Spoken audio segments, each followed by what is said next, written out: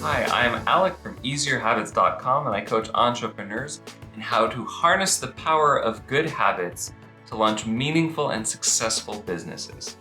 The difference between building a business that burns you out, drives you crazy, and a business that you are excited to work on every day and the quality of your work shows that is the difference between building a business just for money or copying other people chasing opportunity versus building a business based on your own values and goals. So if you're thinking about starting a business and you want ideas for your new business, you want entrepreneurial ideas, then what you need to do is start with your values and goals if you want a business that does not drive you nuts.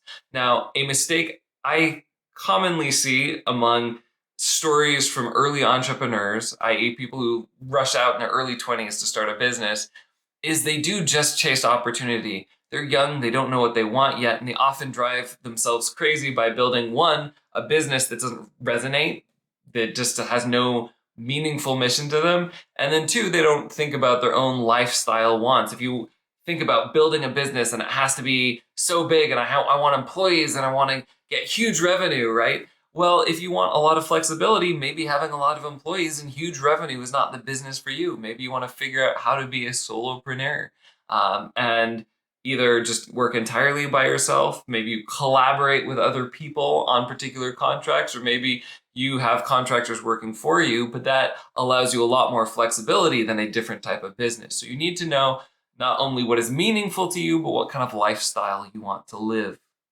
So in this video, I'm going to go through an example in my own life of finding my values and practicing them in my business, the night and day difference it made from when I first started and I had a hazy idea of what I wanted to do to when I was nailing each of my values.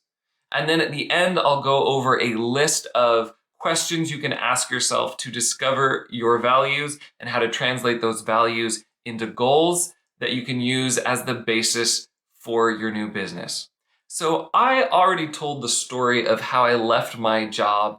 I quit my full-time engineering job, long story short, left my small 2-bedroom house on the train tracks in California that cost me like $3,000 a month, moved to a big old empty house in Texas and started becoming a coach. Now, I wasn't figuring out from scratch what my values were. I knew I wanted to help people learn and grow, which is why I was becoming a coach. I had volunteered as a coach, helping people in a variety of circumstances, but my value that I wanted to build my business on was still a little hazy. So I knew it involved empowering other people to grow, but for example, grow how? I tried doing communication courses with my wife and just seeing if like couples communication workshops might be a way to go. And if that was what I wanted to do, I could even go the marriage and family therapy route, right? In fact, one of my popular videos, my most popular videos, is an example of a reflective listening exercise with my wife. So you can check that out below. And while I love helping people with communication, and I still help clients with communication, I realized I didn't really want to focus on couples communication. And I had one friend that I volunteered to help prepare for interviews, and particularly interviews where she wanted to change careers. And that started to get the wheels rolling in motion. I liked that I was helping someone move to a more meaningful career. And as I talked to more and more people, I did interviews, I volunteered coaching people, I joined groups online, I realized I was most fascinated by entrepreneurs. So not just people moving into a more meaningful career, but people starting new and interesting projects. Now, I work with people who are inside of companies, often leaders, but people who create new products or new processes inside a company. And to me, that's being an entrepreneur, even if they didn't start the company. And I also work with people who started the company. But either way, I specifically wanted to empower entrepreneurs to harness the power of good habits to launch new, meaningful, and successful businesses. So that emerged over time. It took practice. And then as I refined that, I got a lot more confident and I got a lot more clear, for example, on who my target audience was, right? I was looking for entrepreneurs. I was looking for entrepreneurs who were high performers, especially when they're working for somebody else, but who didn't feel in control of their own habits and their own routine. And they really want to maximize their own productivity. And so that value helped me gain confidence that one, I had been in that same place. I am still someone who is not very inspired by routine just for its own sake, although I've become inspired by what the right habit can do for me. So I've been someone who's learned to adopt habits, even though I'm not someone who really naturally tends towards routine, right?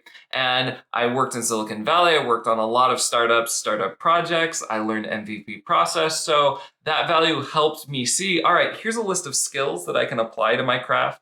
I can actually have a little bit more confidence in what I'm doing.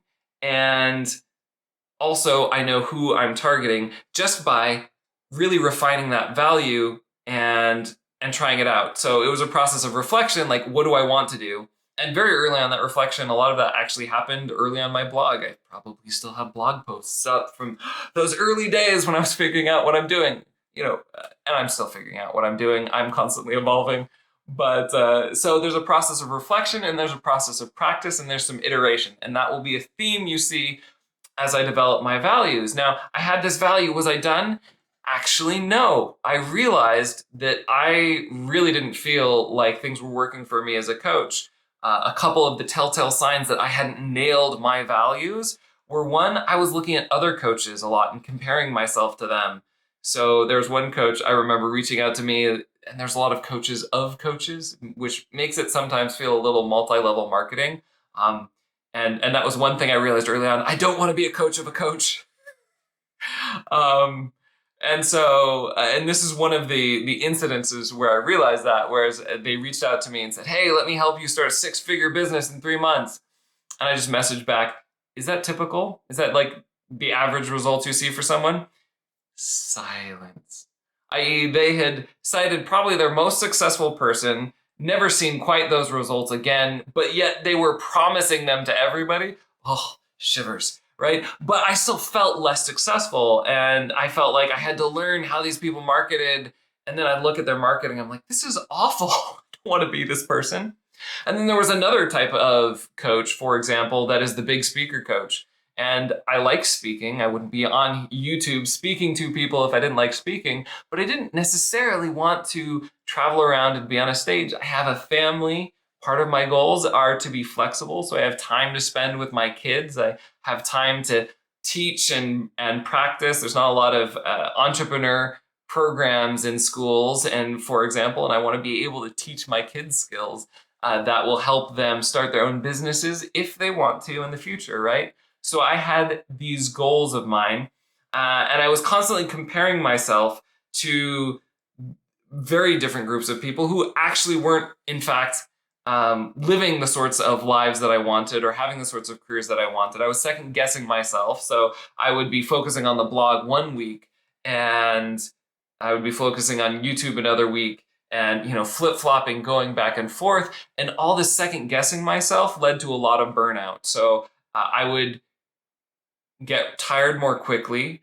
I would get more easily distracted. I was much more quick to binge like news on YouTube or Netflix or what have you, right? Because I just didn't know what to do next. What was the right move?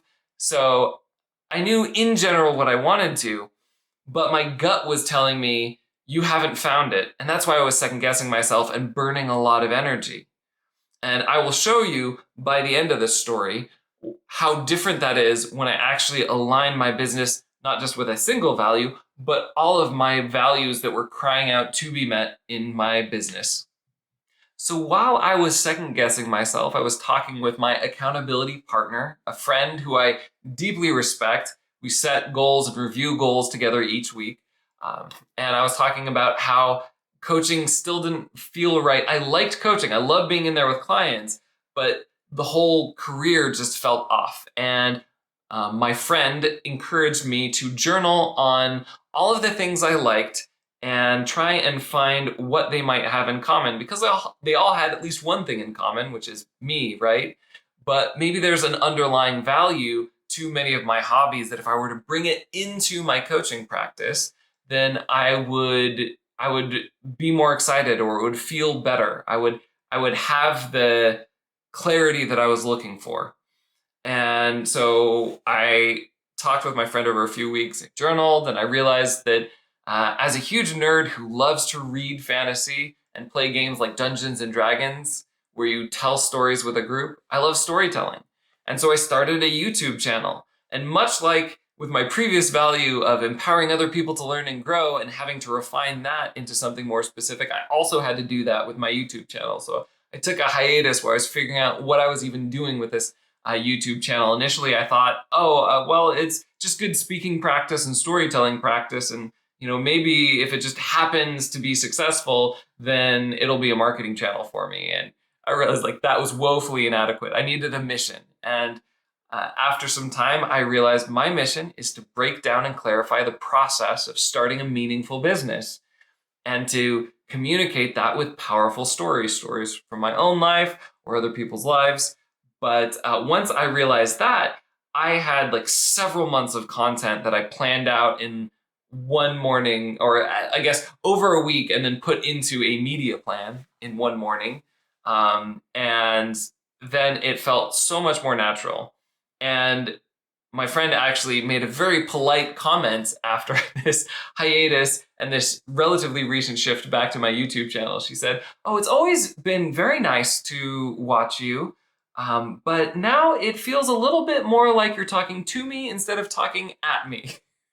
So that was great, kind feedback that I appreciated. And that was a great example of how when you actually understand what your vision is and you align your work with that, one, I've been enjoying it more, and two, my enjoyment is visible in the quality of work. So that's like a micro example.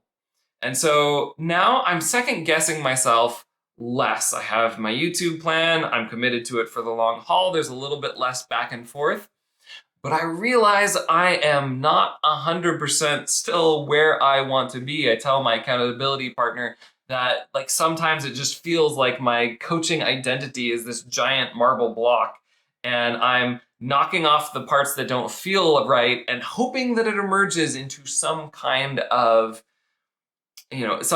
pattern. In reality, it's not that haphazard. I am reflecting regularly, week to week with my partner in my own journals, etc. And I'm practicing, I'm implementing these things and trying out. It just takes time. It's a process of iteration. Your first value or the first way you write your value will not necessarily be the be all end all. You have to try things out and find the right combination. So there's one more key value missing. While I was just feeling, again, in my gut, I love coaching, but something's missing, something's not right. I am a little bit less wishy-washy, but I don't have the clarity. I'm still, a part of my mind is still just spinning on what else can I do? Something's not right. It's hard to put into words. But I talked to my friend, my accountability partner. I talked to my wife. I talked to another coach. And I start realizing that there's a hang up I need to address about being a coach, which is I'm feeling a little bit of imposter syndrome. I'm not personally second guessing what I want to do as much, but I also feel just a little bit shy to talk to people about being a coach, because what I realize is I'm in exploration mode. And I have this crazy idea in my head that coaches need to know everything, right? They need to be know-it-alls, because other coaches very often present themselves as knowing it all. I have the plan that's going to work for you. Although spoilers, 90%, 95% of people never finish a course. So if someone has a course that's going to change your life, 19 out of 20 times it won't, right? Statistically, but they seem so certain. But, I just had this hang up about exploration. I even told my friend that I don't like being in exploration mode. I don't want to be there. I want to have it all figured out. And that was actually wrong. As I explored this, as I journaled, as I, talked to other coaches, I realized I love exploration, actually. My hang up was that I love exploration, but I feel embarrassed about exploration because I had this wonky idea of coaches as being know-it-all. And when I thought about that, I realized, well, that's wrong. And that's not the type of coach I want to be. I don't like the people who pretend to know it all, who offer me the 1 in a million results as if like everybody who takes their course gets them. It's just, okay, makes me shiver. I'll try not to, I'll try not to get too hung up on that. But I realized I couldn't be coaches like them, and I needed to be my own kind of coach, and that needed to include exploration. Now, what do I need to be able to coach other people? Well, I need to have a process, a proven process that I know I can work. And I had that. So as someone who does not have naturally strong inclination to make and keep routines, I learned the importance of that. I think I probably have a video around somewhere there too about, in Japan and crazy allergies to the point where I could hardly breathe, and finding out like a relatively simple uh, 10 minutes in the morning stretch could help me with those allergies for hours. And I'm like, oh, this is why habits are important. Not because if you do them for a month, you might kind of notice some change, but like the right habit will give you hours of your day back. And so I learned the process of how a person who feels undisciplined and guilty about their lack of control over habits, I've learned that process through my own experience and, through reading and research, how that person arrives at developing a genuine excitement to find the habits that work for them and stacking those habits to become more successful. So I knew that process. I also knew from Silicon Valley the lean or MVP process, by which instead of creating this big, giant, bloated monstrosity that you release once a year and that usually fails, and you learn nothing from, releasing small targeted products that you can learn a lot from so that you can iterate and then over time design the perfect product for your customers, right? And I saw how, a few times I saw that done right and I saw it get results. Like the only time, or one of like 2 or 3 times that I saw an engineering group meet all of their targets for a sprint was when we were working MVP. And so I saw the process on the work. I saw, getting the feedback quicker. I also saw how people often skip that. They always have an excuse not to do the MVP route. This product can't possibly be released in an MVP way. So a lot of people need help with the discipline of keeping their releases, their product or service releases, small, targeted, and learning from them. So I knew those processes. I knew I could work them. I didn't have to pretend to have the knowledge of like this process applied to your particular business will have these exact 6-figure results in this time frame. That's kind of BS. But what I could see is that the clients I was working with, for example, were finding that they were more resilient, less stressed, could focus more, handle more responsibility, launch more projects. And that last one, the launching more projects and learning from them, is really what gets you to success, along with, stacking the personal productivity and other habits. So I knew I could work those processes, and I learned, all right, I should be fine with exploration. But I needed to embody that exploration somewhere in my business, right? So I have a line where I work with clients one-on-one that really leans into the helping other people learn and grow. And I have a YouTube channel that really leans into the storytelling, but I needed a piece of my business that really covered for me the personal exploration. Like helping other people explore is great, but I want to be exploring alongside them. I want to be learning things that I can take back into my coaching. And plus, I just love learning things.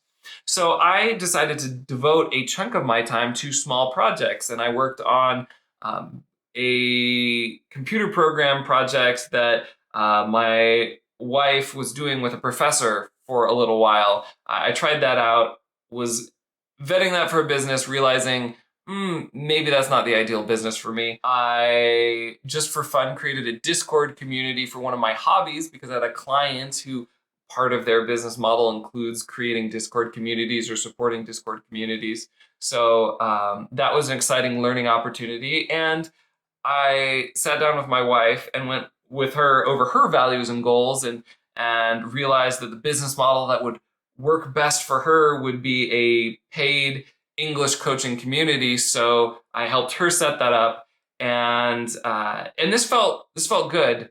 I felt less embarrassed or less shy about being a coach, telling people I'm a coach, and I was willing to make sacrifices for it. There were still hard times. Like if I talk to a client and they ask me how many other clients I have, to be honest, it's just a handful, right? It's about half as much as maybe another coach might have, because I'm doing entrepreneurial projects on the side, right? And I realized like that aligned with my values. I'd rather be a better coach because I'm constantly getting practical experience and I'm enjoying the process of learning myself, and be a better coach to a few coaches than to, cut out that practical experience and just tell a lot of other people what to do and be a pretty good coach, right? So, that did align with my values. Things were getting better, but the moment of clarity is when I found a project. I'd still been kind of doing projects for other people when I realized what I myself wanted to explore the most. And I realized there's an idea I've had actually for decades that I'm surprised has still not been executed on. And diving into that, I kind of understand a little bit why. But it was a technical project. It also had to do with interfaces. So my front end development was relevant. It involved storytelling. It involves potentially my YouTube channel. So a lot of the skills I have or am developing would be perfect for this project.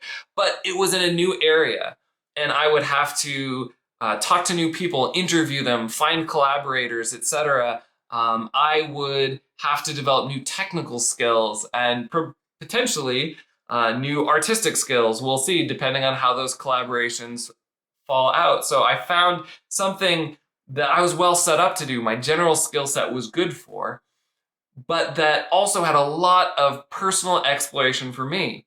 And now all of my values were being hit directly. I had an activity that directly supported each of my values. And this is when things really tipped for me, right? Before it just felt like, shaving off a bit here and there, small incremental improvements. And as all of a sudden with this new venture for me, it was lightning clear. It was like a flash of lightning, and then I could see everything all around me. I could see how it all fit together, and I was excited. And this excitement changed things. I wasn't second guessing myself anymore. My mindset switched. Instead of, I kind of want to do this, but am I doing it the right way, to, I like how I'm working. I like the things I'm working on. I'm going to figure out a way to make them work. And that allows me to stay the course more and focus more and develop skills. I'm not second guessing myself, so I don't burn out as much. And the things I work on get a whole lot more focus. So there's more quality to them, right? I don't believe in that old adage, if you love what you do, you'll never work a day in your life. That really doesn't ring honest to me. There's always a grind to any job. But when you have something specific you're looking forward to working on every day, then you can get through that grind in the morning. You can do the difficult things. I'm trying to use positive language in my own life. I'm calling them the enabling tasks rather than the grind. But the things that you have to do to keep the rest going, right? So if you have something you're excited for, you can roll out of bed, do that grind, get it out of the way, and then jump into what you love. What you love doing will show for the excitement. And plus, work-life balance is important to me. I schedule time to be with the kids, but like when they go to bed, sometimes I'm working on the things that, excite me. I'm diving back into those projects. Sometimes on that, or I have a free moment on the weekend, I'm even doing the grindy stuff. So I get to do more of the fun one-on-one coaching and exploration and YouTube storytelling stuff next week, so I can focus on it more. I did that this last week where I'm like, all right, I have to outline videos, which is, kind of a slow process for me. I have to craft that. I have to think about, what keywords am I going to put in my title? All right, I'm going to get as much of that done, on Saturday as I can, so that when I get to the next week, I can focus on storytelling and talking and the fun part of it for me.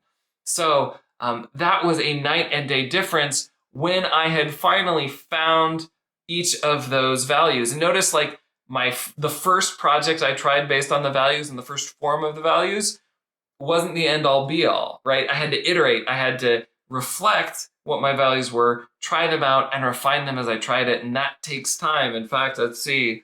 Um, so I have been full-time as a coach for a year and a half. I have been coaching for a couple years, and then maybe even a year before that, I was, or like at least half a year, so like 2.5 to 3 years, right? I've been trying to figure out who I am as a coach. And that doesn't mean that stopped me dead in my business, but I didn't have that clarity that I was looking for. And it doesn't mean now that I have clarity that everything's perfect all the time. Like I said, there's still a grind. I need to remind myself of the vision sometimes. Sometimes I will find that I'm leaning too hard into the grind and I need to like do one of the activities. I need to like shoot an email to a client about a cool idea I have for them, or a question I have for them, or I need to, do my new venture, or I need to, daydream about like what would be the coolest YouTube videos to have, right? So I need to I need to work that balance, every day and adjust that and reflect. Like it's a constant process, but there is, instead of feeling like you're pushing against a heavy brick all the time, it does feel a little bit more like I have something pulling me forward, because my business is now based on my values, and it is based on goals that I have. It meets the flexibility needs that I have to be there when my kids come home from school so I can say hi, and that several afternoons a week I get to give them my whole attention. I get to do Pinewood Derby and reading and home projects and coding projects and all sorts of fun stuff with them. I get to do homework, etc. So that really is the difference. And again, like I'm not trying to sell some sort of like Disneyland, once you have this, all your problems are solved, but it is a night and day difference, and that's what you're looking for. I wish I could say it comes fast, but I think for most people, it takes time. And so that's one of the reasons why I would say if you have a job now, start working on your side gig, start that blog, start volunteering to help other people out. That's, what I did. And that gave me a head start on this process. So I wasn't starting from square one as a coach when I left my full-time job. I wasn't, and even then I, worked part-time for a while I was still figuring out a little bit better the first 1 or 2 values there. So how can you jumpstart this process of discovering your values? It's always going to be an iteration where you are refining and articulating your value, then you're trying it out in real life, and then you're going back and refining it more based on what you experience. But you can jumpstart it with some very thorough reflection. And I have a few exercises. You can try any or all of them to define your values. And if you do try them, tell me down below in the comments, what you discover or any questions that you have about the exercises. So I'd love to hear those. But without any further ado, exercise 1 is go ahead and write down all of the things that you enjoy doing. And when you look at that list and review that list, try and figure out what are common elements between multiple or all of the items, right? And that's what I use to discover my storytelling value for YouTube, right? All of those items are going to have something in common, and you are going to have some common traits, so that will help you find some of the things that you're passionate about. Now, the flip side of this would be exercise 2. Start journaling things that you feel particularly frustrated by or awkward about. And it could be like me and like, my exploration thing. I actually discovered something I thought I felt awkward about, I really liked once I thought about it in a different light. So maybe some of these things that feel really frustrating actually could be values, or it could be the exact opposite for you, right? That you're genuinely frustrated with these things because they violate your values, and maybe your business is going to be addressing that or fixing that in some way. So there is a exercise from the 7 Habits of Highly Effective People, Start with the End in Mind, where he asks you to think through what people would say about you at your funeral. A little macabre, I know, but thinking through who you want to be and what you want to have done in this life is one way to try and think of your values, not just like immediately right now, but in the long term, right? There are some things that might seem really big to you now, but if you're thinking like, will I care about this in 70 years? The answer may be no. And there's some things that you might be putting off now, but you realize if you had put them off for the next 60 years, you would be really sad. So that is exercise number 3. And then a little bit less macabre, exercise number 4 that you could do is think through what is your ideal day and or what would you be doing if money were no object? And so this is something that explicitly removes money from the equation, right? If you're someone who would be day trading, even if you didn't have to make money, that's fine, right? But if you're only day trading or only in finance just for the money, then maybe that's not the right career for you. Maybe that's not the values that you have personally. So that is a good exercise for any of these 4 exercises. Do journal, talk to someone about them, and or record yourself talking about them. Especially with my YouTube channel, I guess I've done all 3, and that helps. That process of articulating them makes them much clearer in your mind, and you will have clearer values to go on when you try and iterate. Now, how do you put them in practice and discover these values, and how do you turn them into business ideas? Well, one way is to look at potential goals, right? What goals, what would you like to accomplish in the next week, month, 3 months with this value? So for me, helping other people learn and grow, do I learn the content from a book and teach somebody else that I think it would be helpful for? Do I help a client with a particular project, or do I get a new client, etc.? Those are the types of potential goals. And you don't have to have a business at this point, right? But you can just start acting on it and discovering things about what you do or do not like. And in fact, if you're just starting a business, the volunteering and just doing things, setting these goals and helping other people because it aligns with your values is a great way to start learning. However, if you're at the phase where you want to start monetizing it or building a business, then you can look at a few things, right? You can look at what are the existing products in this space. It's kind of like a competitive analysis. Who's buying those existing products? What do they say? You could look at what are those products' strengths? What are their weaknesses? What are people complaining about those? Is there anything missing? And then you could take a look at not only the products, but the actual business models behind them. Do these people make money selling widgets or advertising or whatever it is, right? And so you do that, but the space you're looking at is the space defined by your values. And that way, building on a foundation of values and practicing that by turning those values into 1 week or 1 month goals, right?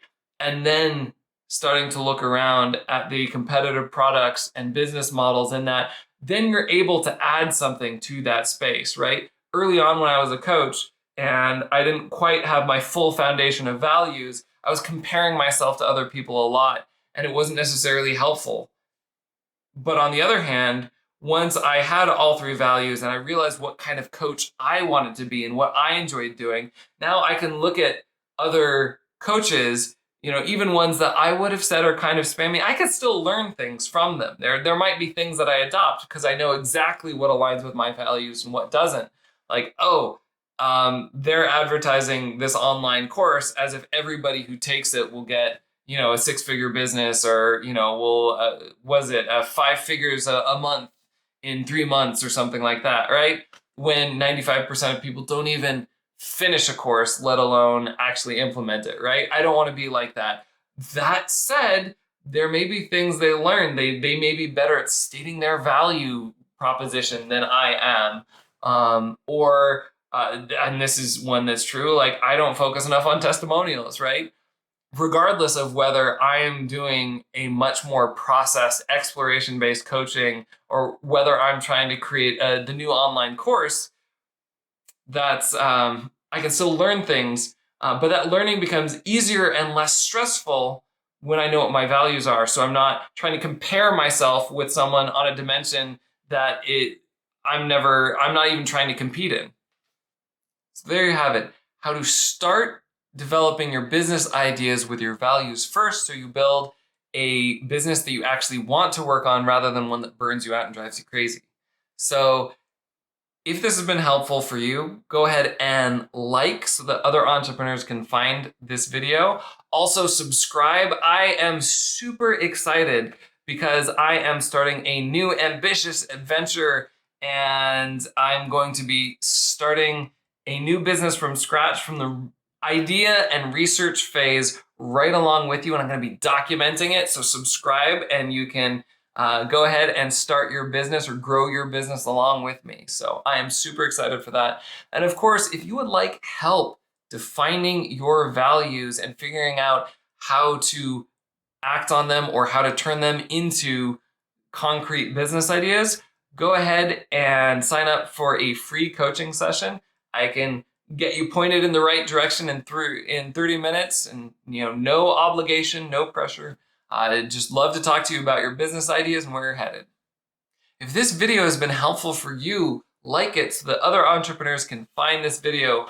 Also, I am super excited to announce next week the project that I will be starting from scratch and documenting so you can start or grow your business along with me. I am starting it from the very ambitious idea into the implementation and the research phases and everything in between.